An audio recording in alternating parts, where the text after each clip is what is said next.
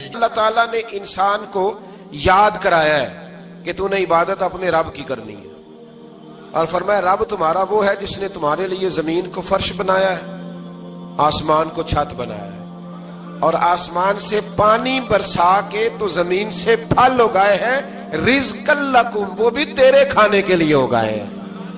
وہ جو آسمان سے بارش برسا کے زمین سے سبز اور پھل اگائے ہیں تو وہ بھی تیرے لیے۔ جب سارا کچھ تیرے لیے بنایا تو بھی تو عبادت کرنا اپنے رب کی، پھر کسی کو اس کا شریک نہ ٹھہرا۔ ایک چیلنج بھی کیا قرآن مجید نے اس رکوع کے اندر۔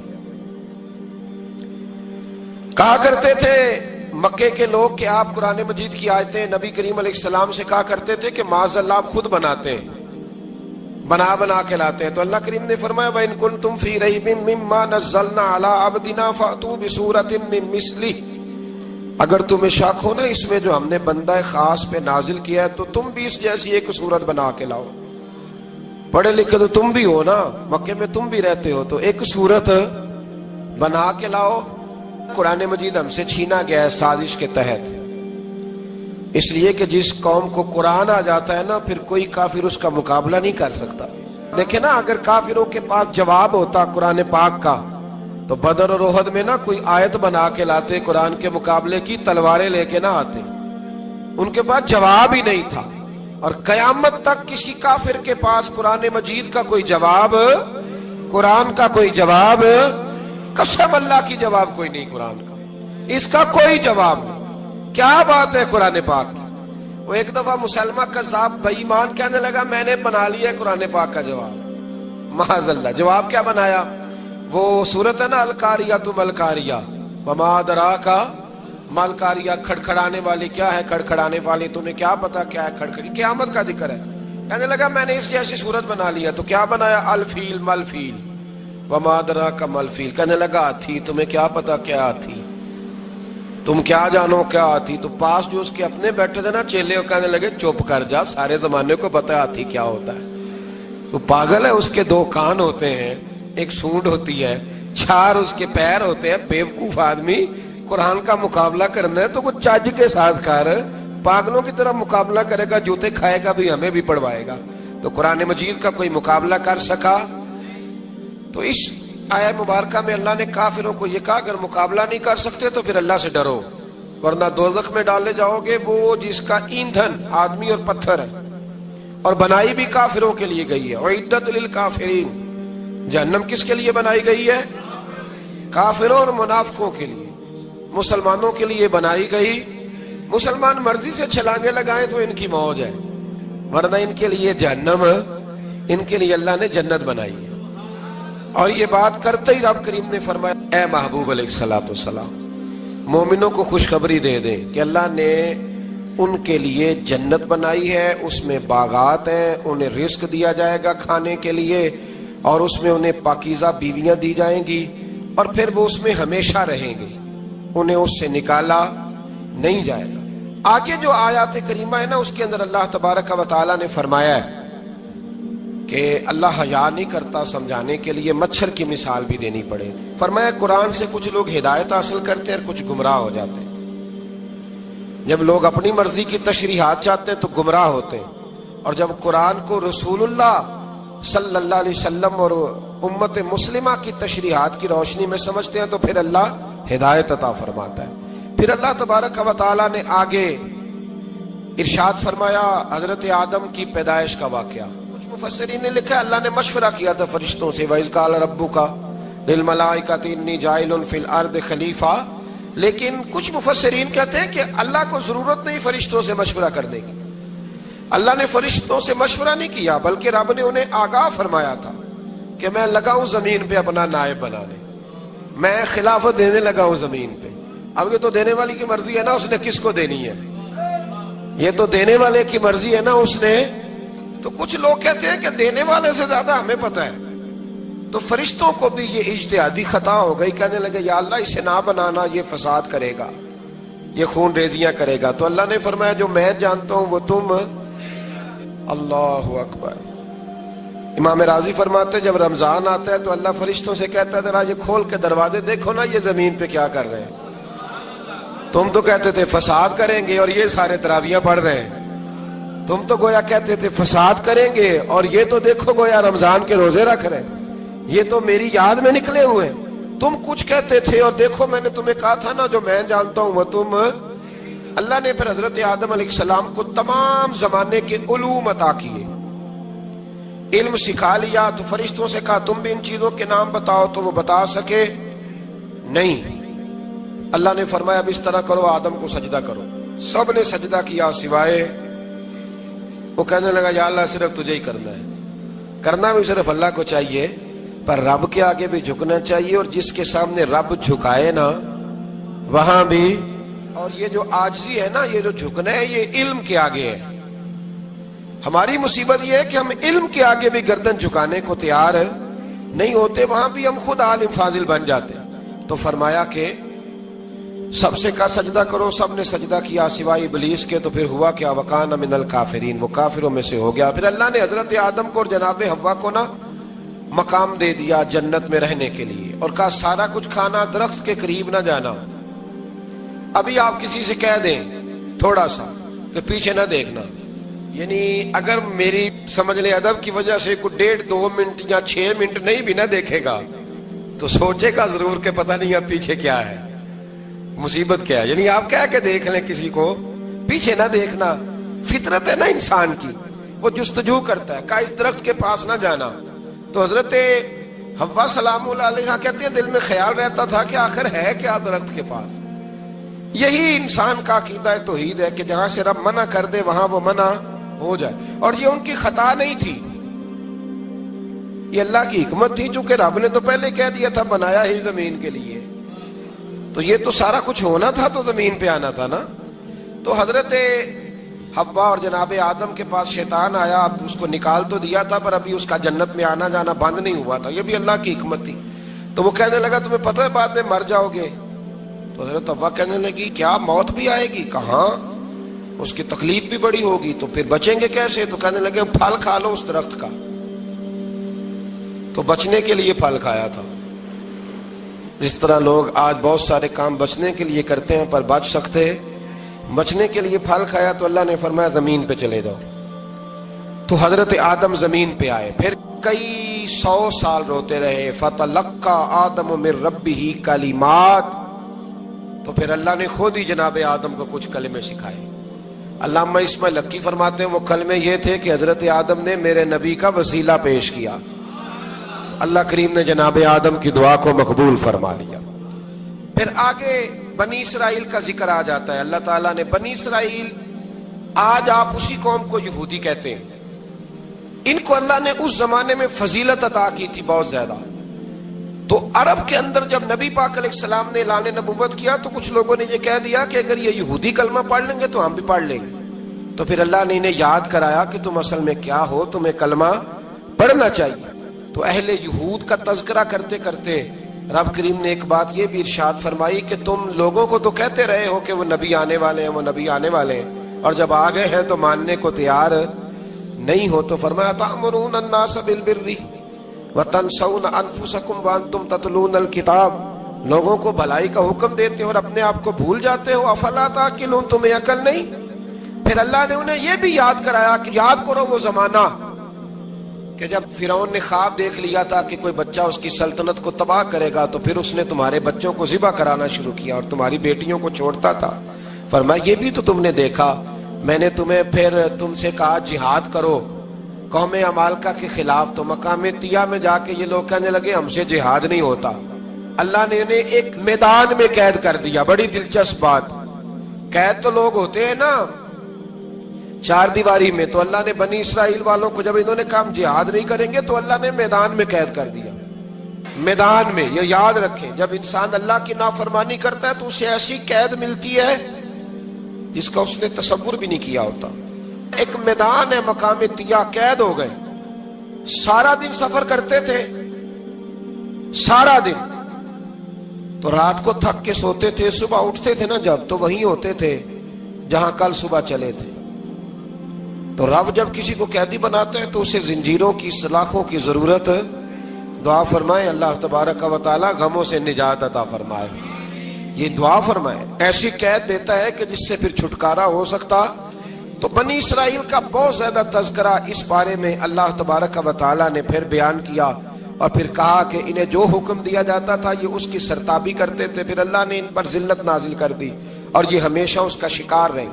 قوم سبت کا ذکر فرمایا اللہ نے، ہفتے والے دن کچھ لوگ نافرمانی کرتے تھے۔ ہمارے بھی ہیلے بہانے ہیں نا آج کل کاروبار میں، تو اسی سپارے کی آیت نمبر 65 کے اندر اللہ تعالیٰ نے حضرت داؤد کی قوم کا ذکر کیا کہ اللہ نے انہیں حکم دیا تھا کہ ہفتے والے دن مچھلیاں نہیں پکڑنی، تو وہ کہتے تھے چلو ہاتھ لگا کے نہیں پکڑنی، ہاتھ لگا کے۔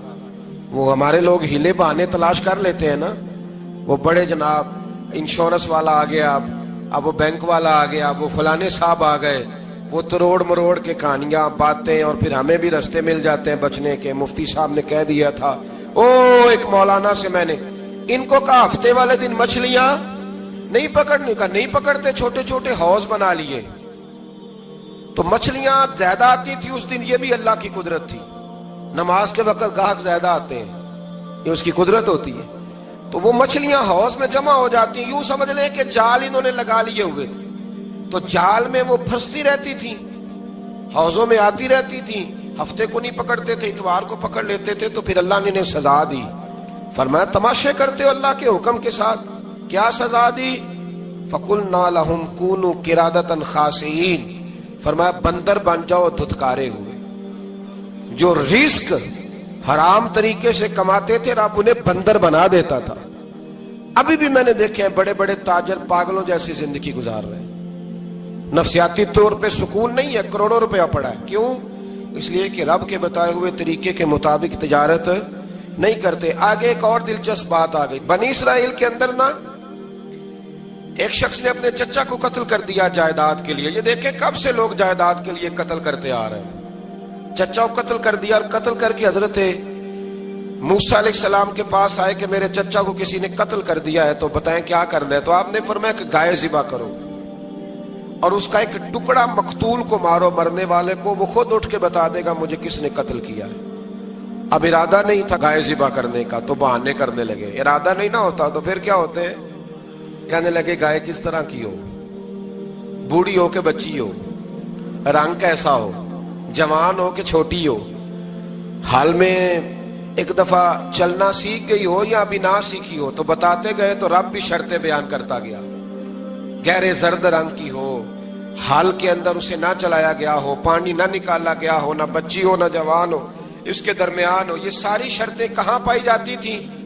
حضرت موسیٰ علیہ السلام کی قوم کا ایک شخص تھا جو اللہ کا ولی تھا، وہ جب انتقال کرنے لگا نا، اللہ اکبر، دیکھو رب ولیوں کی اولادوں پر بھی کتنا فضل فرماتا ہے۔ وہ جب انتقال کرنے لگا تو ایک اس کے پاس چھوٹی سی بچیا تھی، گائے کی بچی، اس نے جنگل میں چھوڑ دی۔ کہنے لگا یا اللہ میں تیرے نام پہ چھوڑتا ہوں، میرا بچہ جوان ہو جائے تو اسے دے دینا، اور تو سرمایہ ہی کوئی نہیں۔ بچہ بڑا ہوا تو بچہ بھی بڑا نیک تھا، اپنی ماں کا بڑا فرما بردار تھا۔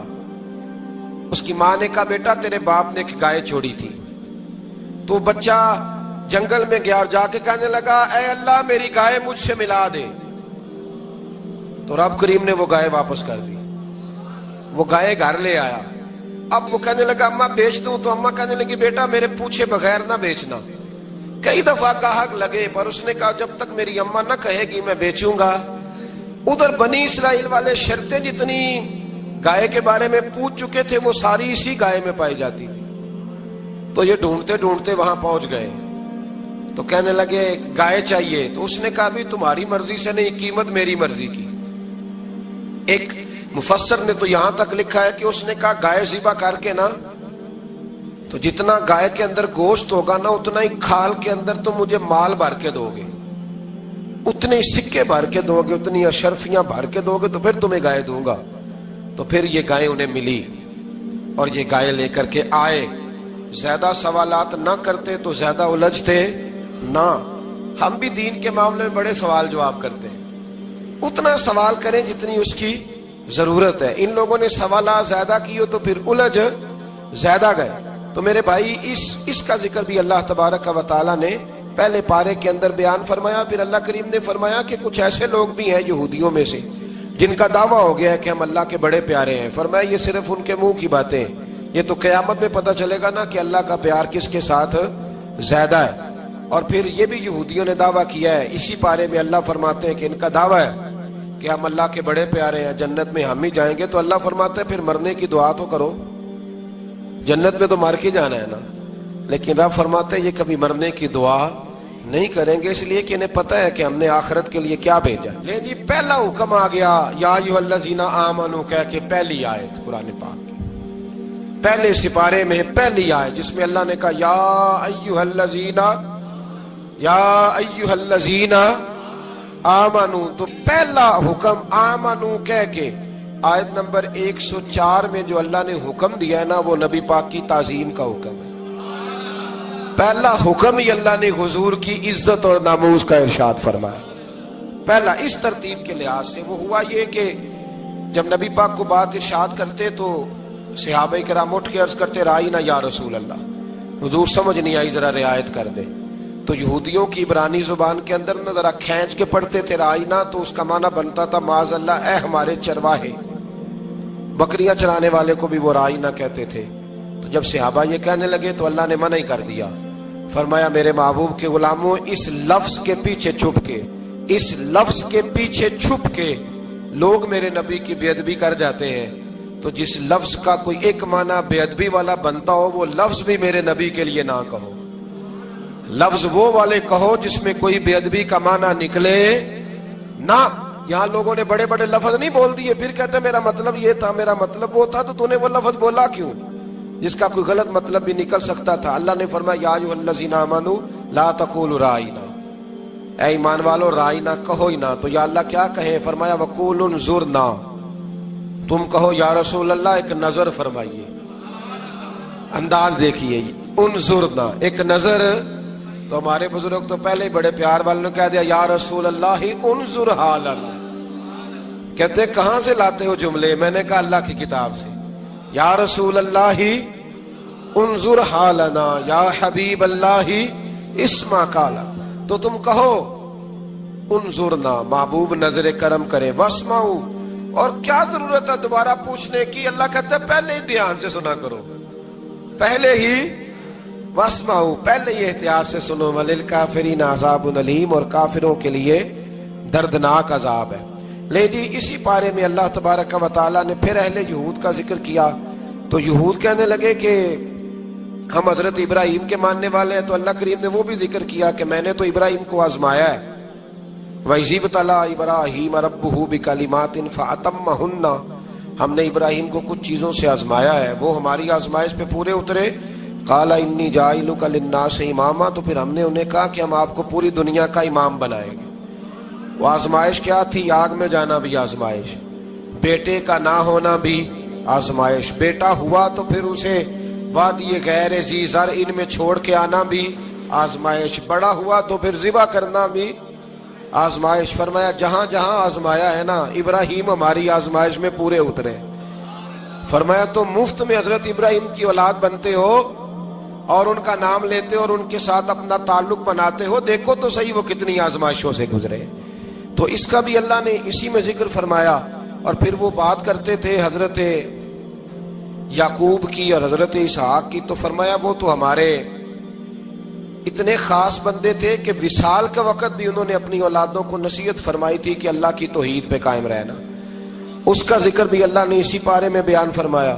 اور جو حضرت ابراہیم اور جناب اسماعیل نے کعبہ تعمیر کیا تو اس کا ذکر بھی اللہ تعالیٰ نے اسی پارے میں فرمایا۔ اور فرمایا جب وہ کعبہ بنا رہے تھے تو کہہ رہے تھے ربنا تقبل منا، کہہ رہے تھے اے اللہ بنا ہم نے دیا ہے پر مہربانی فرما ہم سے قبول فرما لے۔ تو جو آیہ کریمہ آخر میں عرض کرنا چاہتا ہوں اس پر بھی تھوڑی توجہ فرمائیں گے تو بات بڑی نکھر کے باہر آئے گی۔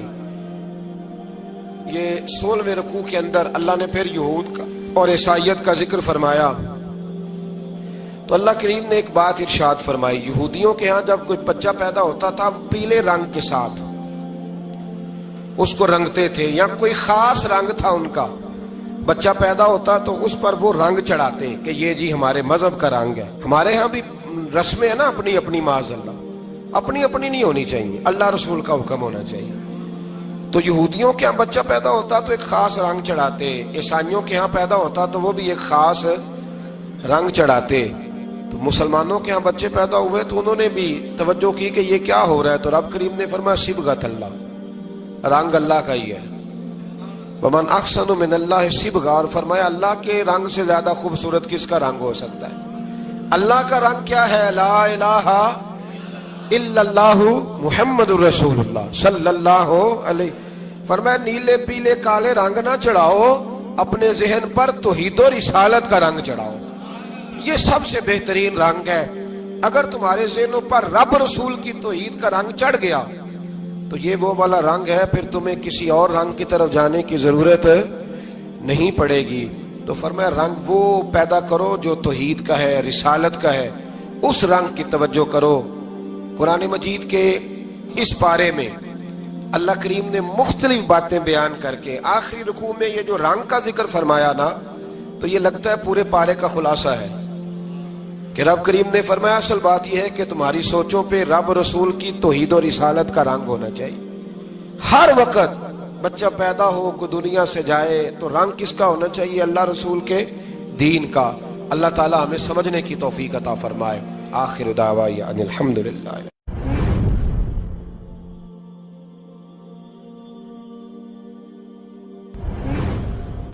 اللہ تعالیٰ نے انسان کو یاد کرایا ہے کہ تو نے عبادت اپنے رب کی کرنی ہے، اور فرمایا رب تمہارا وہ ہے جس نے تمہارے لیے زمین کو فرش بنایا ہے، آسمان کو چھت بنایا ہے، اور آسمان سے پانی برسا کے تو زمین سے پھل اگائے ہیں، رزق لکم، وہ بھی تیرے کھانے کے لیے اگائے ہیں. وہ جو آسمان سے بارش برسا کے زمین سے سبز اور پھل اگائے ہیں تو وہ بھی تیرے لیے. جب سارا کچھ تیرے لیے بنایا تو بھی تو عبادت کرنا اپنے رب کی، پھر کسی کو اس کا شریک نہ ٹھہرا. ایک چیلنج بھی کیا قرآن مجید نے اس رکوع کے اندر. کہا کرتے تھے مکے کے لوگ کہ آپ قرآن مجید کی آیتیں نبی کریم علیہ السلام سے کہا کرتے تھے کہ معاذ اللہ آپ خود بناتے ہیں، بنا کے لاتے ہیں. تو اللہ کریم نے فرمایا وَإِن كُنتُمْ فِي رَيْبٍ مِّمَّا نَزَّلْنَا عَلَىٰ عَبْدِنَا فَأْتُوا بِسُورَةٍ مِّن مِّثْلِهِ، اگر تمہیں شک ہو نا اس میں جو ہم نے بندہ خاص پہ نازل کیا ہے تو تم بھی اس جیسی ایک صورت بنا کے لاؤ. پڑھے لکھے تو تم بھی ہو نا، مکے میں تم بھی رہتے ہو، تو ایک صورت بنا کے لاؤ. قرآن مجید ہم سے چھینا گیا ہے سازش کے تحت، اس لیے کہ جس قوم کو قرآن آ جاتا ہے نا پھر کوئی کافر اس کا مقابلہ نہیں کر سکتا. دیکھیں نا اگر کافروں کے پاس جواب ہوتا قرآن پاک کا تو بدر اور احد میں نا کوئی آیت بنا کے لاتے قرآن کے مقابلے کی، تلواریں لے کے نہ آتے. ان کے پاس جواب ہی نہیں تھا. اور قیامت تک کسی کافر کے پاس قرآن مجید کا کوئی جواب، قرآن کا کوئی جواب، قسم اللہ کی جواب کوئی نہیں قرآن کا، اس کا کوئی جواب نہیں. کیا بات ہے قرآن پاک کی. وہ ایک دفعہ مسلمہ کذاب بے ایمان کہنے لگا میں نے بنا لیا ہے قرآن پاک کا جواب. معاذ اللہ. جواب کیا بنایا؟ وہ صورت ہے نا القاریۃ ملقاریہ وما ادراک ملقاریہ، کھڑکھڑانے والی. کیا ہے کھڑکھڑانے والی؟ تمہیں کیا پتا کیا ہے کھڑکھڑی؟ قیامت کا ذکر ہے. کہنے لگا میں نے اس جیسی صورت بنا لیا. تو کیا بنایا؟ الفیل ملفیل وما ادراک ملفیل. کہنے لگا ہاتھی. تمہیں کیا پتا کیا ہاتھی؟ تم کیا جانو کیا ہاتھی؟ تو پاس جو اس کے اپنے بیٹھے تھے نا چیلے، وہ کہنے لگے چپ کر جا، سارے زمانے کو پتا ہے ہاتھی کیا ہوتا ہے. تو پاگل ہے، اس کے دو کان ہوتے ہیں، ایک سونڈ ہوتی ہے، چار اس کے پیر ہوتے ہیں. بیوقوف آدمی قرآن کا مقابلہ کرنا ہے تو کچھ چج کے ساتھ کر، پاگلوں کی طرح مقابلہ کرے گا، جوتے کھائے گا بھی ہمیں بھی پڑھوائے گا. تو قرآن مجید کا کوئی مقابلہ کر سکا؟ تو اس آیہ مبارکہ میں اللہ نے کافروں کو یہ کہا اگر مقابلہ نہیں کر سکتے تو پھر اللہ سے ڈرو ورنہ دوزخ میں ڈالے جاؤ گے. وہ جس کا ایندھن آدمی اور پتھر ہے اور بنائی بھی کافروں کے لیے گئی ہے. اعدت للکافرین، جہنم کس کے لیے بنائی گئی ہے؟ کافروں اور منافقوں کے لیے. مسلمانوں کے لیے بنائی گئی. مسلمان مرضی سے چھلانگے لگائیں تو ان کی موج ہے، ورنہ ان کے لیے جہنم، ان کے لیے اللہ نے جنت بنائی ہے. اور یہ بات کرتے ہی رب کریم نے فرمایا اے محبوب علیہ الصلوۃ والسلام مومنوں کو خوشخبری دے دیں کہ اللہ نے ان کے لیے جنت بنائی ہے، اس میں باغات ہیں، انہیں رزق دیا جائے گا کھانے کے لیے، اور اس میں انہیں پاکیزہ بیویاں دی جائیں گی، اور پھر وہ اس میں ہمیشہ رہیں گے. انہیں اس سے نکالا نہیں جائے گا۔ آگے جو آیات کریمہ ہے نا، اس کے اندر اللہ تبارک و تعالیٰ نے فرمایا ہے کہ اللہ حیا نہیں کرتا سمجھانے کے لیے مچھر کی مثال بھی دینی پڑے۔ فرمایا قرآن سے کچھ لوگ ہدایت حاصل کرتے ہیں اور کچھ گمراہ ہو جاتے ہیں۔ جب لوگ اپنی مرضی کی تشریحات چاہتے ہیں تو گمراہ ہوتے ہیں، اور جب قرآن کو رسول اللہ صلی اللہ علیہ وسلم اور امت مسلمہ کی تشریحات کی روشنی میں سمجھتے ہیں تو پھر اللہ ہدایت عطا فرماتا ہے۔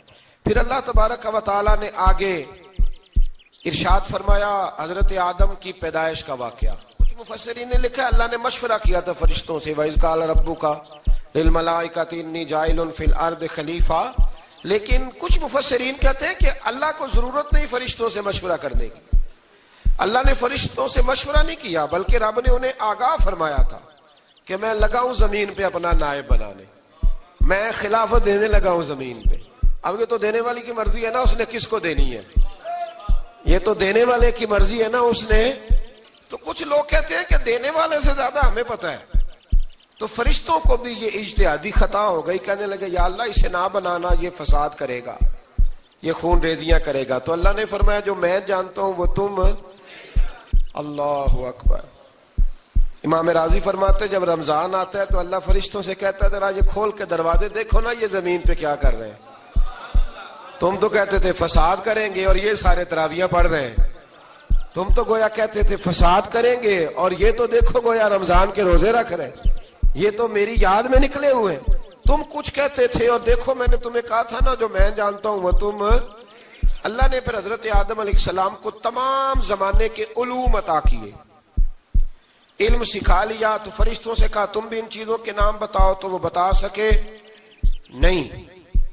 اللہ نے فرمایا اب اس طرح کرو آدم کو سجدہ کرو، سب نے سجدہ کیا سوائے وہ۔ کہنے لگا یا اللہ صرف تجھے ہی کرنا ہے، کرنا بھی صرف اللہ کو چاہیے، پر رب کے آگے بھی جھکنا چاہیے، اور جس کے سامنے رب جھکائے نا وہاں بھی۔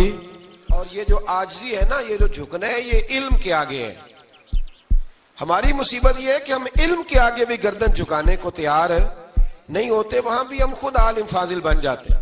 تو فرمایا کہ سب سے کہا سجدہ کرو، سب نے سجدہ کیا سوائے ابلیس کے۔ تو پھر ہوا کیا وَكَانَ مِنَ الْكَافِرِينَ، وہ کافروں میں سے ہو گیا۔ پھر اللہ نے حضرت آدم کو اور جناب حوا کو نا مقام دے دیا جنت میں رہنے کے لیے، اور کہا سارا کچھ کھانا، درخت کے قریب نہ جانا۔ ابھی آپ کسی سے کہہ دیں تھوڑا سا کہ پیچھے نہ دیکھنا، یعنی اگر میری سمجھ لیں ادب کی وجہ سے کوئی 1.5-2 منٹ یا 6 منٹ نہیں بھی نہ دیکھے گا تو سوچے گا ضرور کہ پتہ نہیں اب پیچھے کیا ہے، مصیبت کیا ہے۔ یعنی آپ کہہ کے دیکھ لیں کسی کو، پیچھے نہ دیکھنا فطرت ہے نا انسان کی، وہ جستجو کرتا ہے، کہا اس درخت کے پاس نہ جانا۔ تو حضرت حوا سلام اللہ علیہ کہتے ہیں دل میں خیال رہتا تھا کہ آخر ہے کیا درخت کے پاس۔ یہی انسان کا عقیدہ توحید ہے کہ جہاں سے رب منع کر دے وہاں وہ منع ہو جائے، اور یہ ان کی خطا نہیں تھی، یہ اللہ کی حکمت تھی، چونکہ رب نے تو پہلے کہہ دیا تھا بنایا ہی زمین کے لیے، تو یہ تو سارا کچھ ہونا تھا تو زمین پہ آنا تھا نا۔ تو حضرت حوا اور جناب آدم کے پاس شیطان آیا، اب اس کو نکال تو دیا تھا پر ابھی اس کا جنت میں آنا جانا بند نہیں ہوا تھا، یہ بھی اللہ کی حکمت تھی۔ تو وہ کہنے لگا تمہیں پتہ ہے بعد میں مر جاؤ گے؟ تو حضرت حوا کہنے لگی کیا موت بھی آئے گی؟ کہاں، اس کی تکلیف بھی بڑی ہوگی، تو پھر بچیں گے کیسے؟ تو کہنے لگے پھل کھا لو اس درخت کا۔ تو بچنے کے لیے پھل کھایا تھا۔ جس طرح لوگ آج بہت سارے کام بچنے کے لیے کرتے ہیں پر بچ سکتے، بچنے کے لیے پھل کھایا تو اللہ نے فرمایا زمین پہ چلے جاؤ۔ تو حضرت آدم زمین پہ آئے، پھر کئی 100 سال روتے رہے۔ فَتَلَقَّى آدَمُ مِن رَبِّهِ کلمات، تو پھر اللہ نے خود ہی جناب آدم کو کچھ کلمے سکھائے۔ علامہ اسماعیل لکی فرماتے ہیں وہ کلمے یہ تھے کہ حضرت آدم نے میرے نبی کا وسیلہ پیش کیا، تو اللہ کریم نے جناب آدم کی دعا کو مقبول فرما لیا۔ پھر آگے بنی اسرائیل کا ذکر آ جاتا ہے۔ اللہ تعالیٰ نے بنی اسرائیل، آج آپ اسی قوم کو یہودی کہتے ہیں، ان کو اللہ نے اس زمانے میں فضیلت عطا کی تھی بہت زیادہ۔ تو عرب کے اندر جب نبی پاک علیہ السلام نے اعلان نبوت کیا تو کچھ لوگوں نے یہ کہہ دیا کہ اگر یہ یہودی کلمہ پڑھ لیں گے تو ہم بھی پڑھ لیں گے۔ تو پھر اللہ نے انہیں یاد کرایا کہ تم اصل میں کیا ہو، تمہیں کلمہ پڑھنا چاہیے۔ تو اہل یہود کا تذکرہ کرتے کرتے رب کریم نے ایک بات یہ بھی ارشاد فرمائی کہ تم لوگوں کو تو کہتے رہے ہو کہ وہ نبی آنے والے ہیں، وہ نبی آنے والے ہیں، اور جب آ گئے ہیں تو ماننے کو تیار نہیں ہو. تو فرمایا تأمرون الناس بالبر وتنسون انفسکم وانتم تتلون الکتاب، لوگوں کو بھلائی کا حکم دیتے ہو اور اپنے آپ کو بھول جاتے ہو. افلا تعقلون، تمہیں عقل نہیں؟ پھر اللہ نے انہیں یہ بھی یاد کرایا کہ یاد کرو وہ زمانہ کہ جب فرعون نے خواب دیکھ لیا تھا کہ کوئی بچہ اس کی سلطنت کو تباہ کرے گا، تو پھر اس نے تمہارے بچوں کو ذبح کرانا شروع کیا اور تمہاری بیٹیوں کو چھوڑتا تھا. فرمایا یہ بھی تو تم نے دیکھا، میں نے تمہیں پھر تم سے کہا جہاد کرو قوم عمالقہ کے خلاف، تو مقام طیہ میں جا کے یہ لوگ کہنے لگے ہم سے جہاد نہیں ہوتا. اللہ نے انہیں ایک میدان میں قید کر دیا. بڑی دلچسپ بات، قید تو لوگ ہوتے ہیں نا چار دیواری میں، تو اللہ نے بنی اسرائیل والوں کو جب انہوں نے کہا جہاد نہیں کریں گے تو اللہ نے میدان میں قید کر دیا. میدان میں، یہ یاد رکھیں، جب انسان اللہ کی نافرمانی کرتا ہے تو اسے ایسی قید ملتی ہے جس کا اس نے تصور بھی نہیں کیا ہوتا. ایک میدان ہے مقام طیہ، قید ہو گئے. سارا دن سفر کرتے تھے، سارا دن، تو رات کو تھک کے سوتے تھے، صبح اٹھتے تھے نا جب، تو وہیں ہوتے تھے جہاں کل صبح چلے تھے. تو رب جب کسی کو قیدی بناتا ہے تو اسے زنجیروں کی، سلاخوں کی ضرورت. دعا فرمائے اللہ تبارک و تعالی غموں سے نجات عطا فرمائے.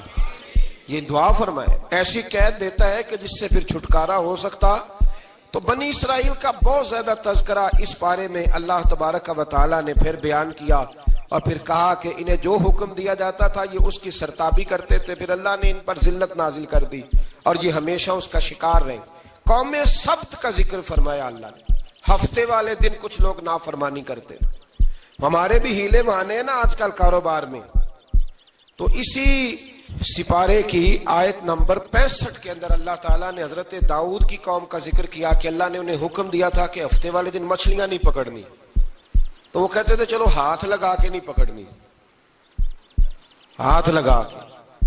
وہ ہمارے لوگ ہیلے بہانے تلاش کر لیتے ہیں نا. وہ بڑے جناب انشورنس والا آ گیا، اب وہ بینک والا آ گیا، وہ فلانے صاحب آ گئے، وہ تروڑ مروڑ کے کہانیاں باتیں، اور پھر ہمیں بھی رستے مل جاتے ہیں بچنے کے. مفتی صاحب نے کہہ دیا تھا، ایک مولانا سے میں نے ان کو کہا ہفتے والے دن مچھلیاں نہیں پکڑنی، کا نہیں پکڑتے، چھوٹے چھوٹے حوض بنا لیے. تو مچھلیاں زیادہ آتی تھی اس دن، یہ بھی اللہ کی قدرت تھی. نماز کے وقت گاہک زیادہ آتے ہیں، یہ اس کی قدرت ہوتی ہے. تو وہ مچھلیاں حوض میں جمع ہو جاتی ہیں. یوں سمجھ لیں کہ جال انہوں نے لگا لیے ہوئے تھے، تو جال میں وہ پھنستی رہتی تھی، حوضوں میں آتی رہتی تھی. ہفتے کو نہیں پکڑتے تھے، اتوار کو پکڑ لیتے تھے. تو پھر اللہ نے انہیں سزا دی. فرمایا تماشے کرتے ہو اللہ کے حکم کے ساتھ. کیا سزا دی؟ فَقُلْنَا لَهُمْ كُونُوا قِرَادَةً خَاسِئِينَ، فرمایا بندر بن جاؤ دھتکارے ہوئے. جو رزق حرام طریقے سے کماتے تھے رب انہیں بندر بنا دیتا تھا. ابھی بھی میں نے دیکھے ہیں بڑے بڑے تاجر پاگلوں جیسی زندگی گزار رہے ہیں. نفسیاتی طور پہ سکون نہیں ہے، کروڑوں روپیہ پڑا ہے. کیوں؟ اس لیے کہ رب کے بتائے ہوئے طریقے کے مطابق تجارت نہیں کرتے. آگے ایک اور دلچسپ بات آ گئی. بنی اسرائیل کے اندر نا ایک شخص نے اپنے چچا کو قتل کر دیا جائیداد کے لیے. یہ دیکھیں کب سے لوگ جائیداد کے لیے قتل کرتے آ رہے ہیں.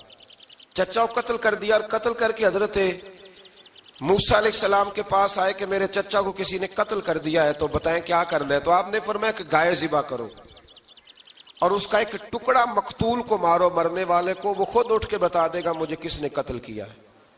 اب ارادہ نہیں تھا گائے ذبح کرنے کا تو بہانے کرنے لگے. ارادہ نہیں نہ ہوتا تو پھر کیا ہوتے ہیں، کہنے لگے گائے کس طرح کی ہو، بوڑھی ہو کہ بچی ہو، رنگ کیسا ہو، جوان ہو کہ چھوٹی ہو، حال میں ایک دفعہ چلنا سیکھ گئی ہو یا ابھی نہ سیکھی ہو. تو بتاتے گئے تو رب بھی شرطیں بیان کرتا گیا.